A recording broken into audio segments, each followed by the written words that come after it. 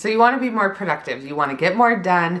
You're trying to grow this business, but there's so much to do. So how do you be more productive? How do you get stuff done? Well, in this video, I'm going to share with you my 7 tips of how to be more productive as a mom in business. Hey, my name is Michelle Gifford. I'm a brand strategist and I run a marketing agency, and I help women just like you build a business online.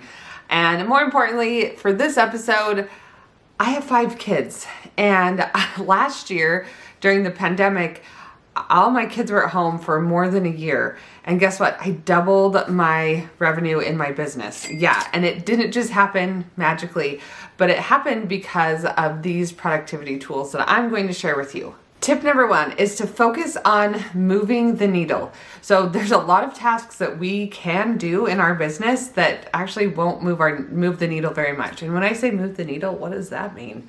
I mean, will it actually make our business money or make a bigger impact on the things that we're doing? You know, will scrolling through Instagram, is that really going to make a big difference? Probably not. So take a look at what's actually making you money. I like to look at the stats, go to the numbers, and figure out what's happening. For example, in my agency, a lot of my clients, almost all of my clients, come from referrals. And yes, there's some search things, but for the most part, a lot of my clients come from referrals.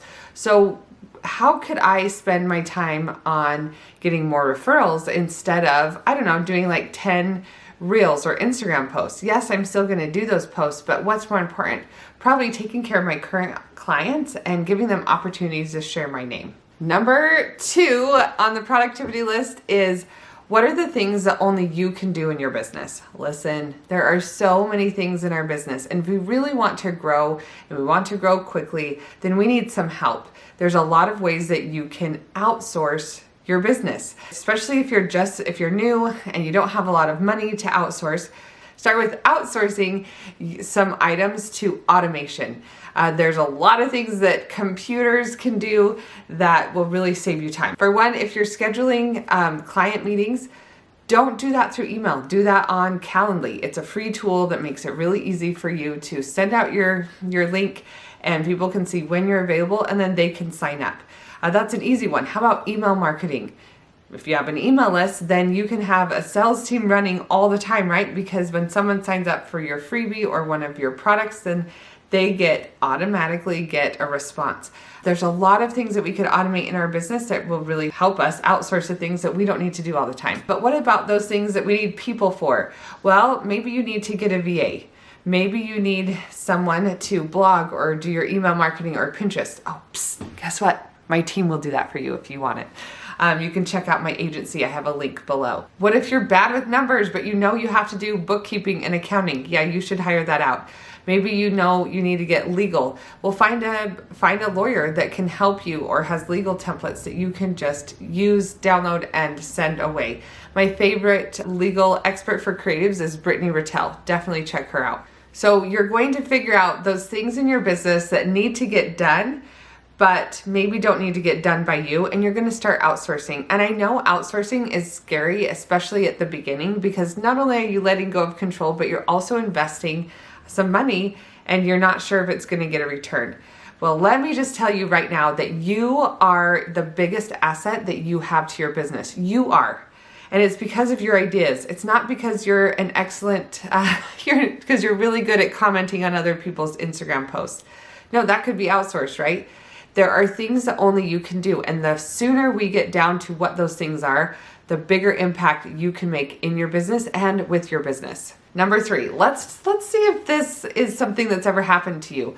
Maybe you finally get your kids occupied and they're doing stuff, and you sit down to work and you either stare at your computer or your phone and you're like, oh, what do I even do now? If that's happened to you, you're not alone. This has totally happened to me.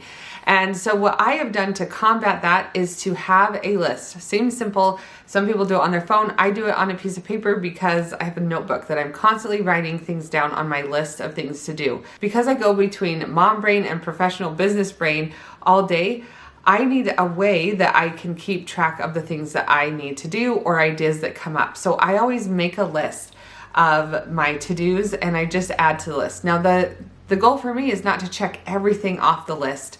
all in one sitting, but it's to keep a running list so that when I do have those 20, 30, or maybe an hour alone, I know exactly what to do and I don't waste time like fumbling through stuff trying to figure out what's next. Number 4 is have work times and stick to them, protect them even. Now this is going to look different dependent on where you are in your mom journey. So when I had little kids, I didn't do business anytime in the morning. I would take them to the park, we'd go to the library, we'd do all of the kids' stuff, we'd do playgroup. And then after lunch and it was nap time, that was my time to work. I only had that time and when they went to sleep. And I had a rule that when we had that work time, I didn't do anything that I couldn't do with kids around. So I know it's tempting, and I know the laundry is never more tempting than the moment that you sit down to work, right? You're like, oh, I've really got to clean that up. I really got to fold that laundry. Well, that's all stuff that you can do when your kids are around, and it's mindless stuff. You can do that.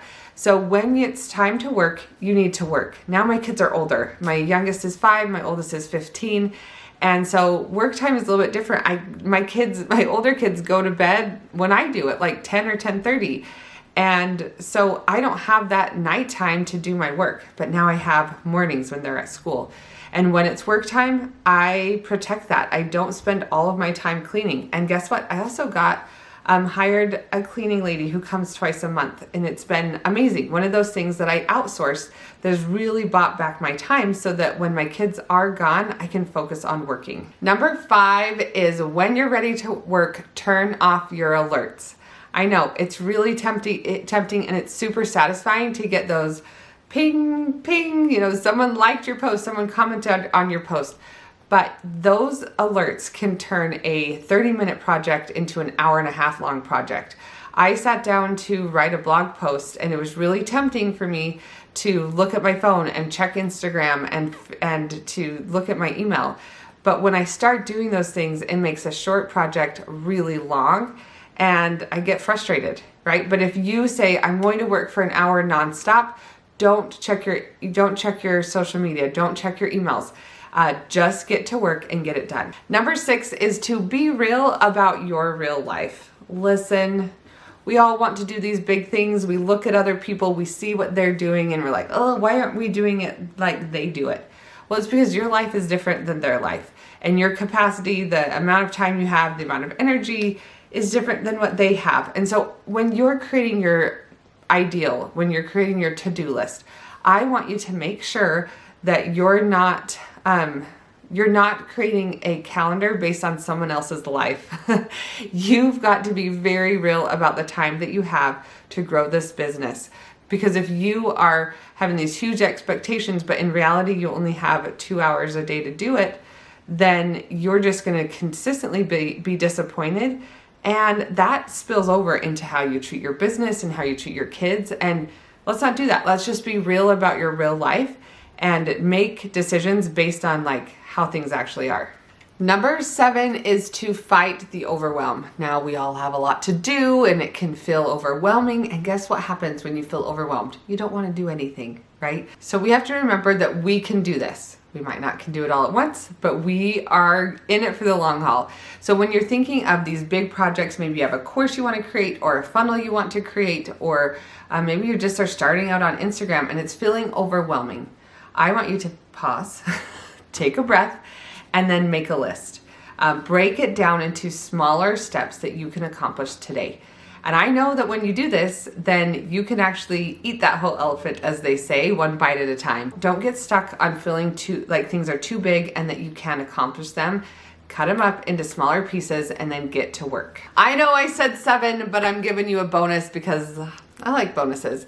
And that is number 8, don't do this alone.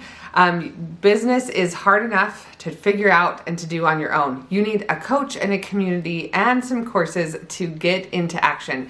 I created my Moneymakers coaching group for this specific reason, so that you would have coaching with me. You have 2 monthly coaching calls where we hop on Zoom and we talk about your problems.